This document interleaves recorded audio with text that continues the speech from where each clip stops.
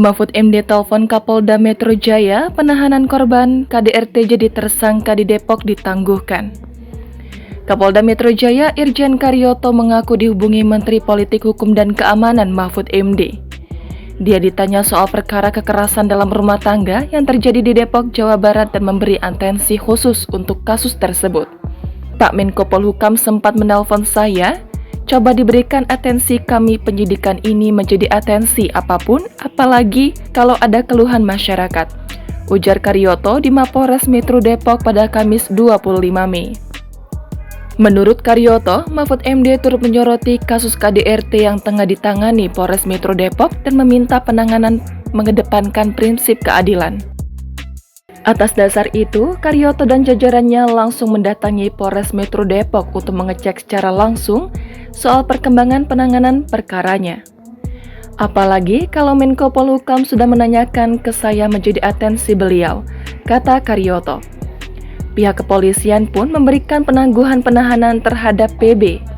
Irjen Karyoto mengatakan PB sudah dilakukan penangguhan penahanan sejak Rabu 24. Ya, sementara kita hold dulu, karena yang sebelah suami perlu pengobatan terhadap akibat kekerasan itu, yang istri biar diberikan waktu untuk ya istilahnya kontemplasi lah, apakah kira-kira nanti dalam waktu tertentu kira-kira sudah kondisi baik, semuanya akan kami pertemukan kembali. Sementara adik kandung PB, Sahara, juga mengungkapkan penahanan kakaknya sudah ditangguhkan.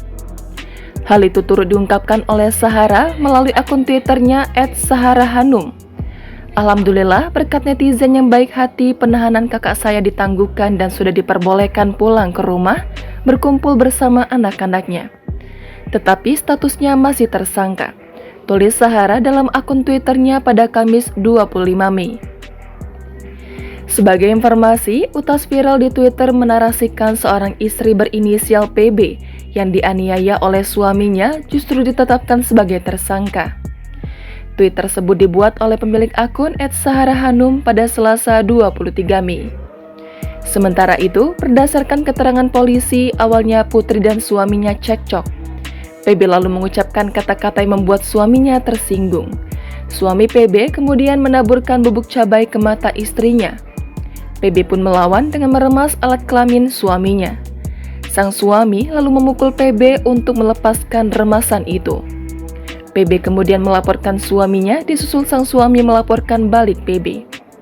Dalam proses penyelidikan, polisi berupaya menyelesaikan masalah itu dengan keadilan restoratif atau restoratif justice. Namun proses itu tak kunjung menemui titik terang lantaran Putri tak menghadiri mediasi. Penyidik kemudian menetapkan PB dan suaminya sebagai tersangka KDRT. Namun, hanya PB yang ditahan dalam kasus ini karena dianggap tak kooperatif. Sementara suaminya tidak ditahan dengan alasan membutuhkan perawatan medis.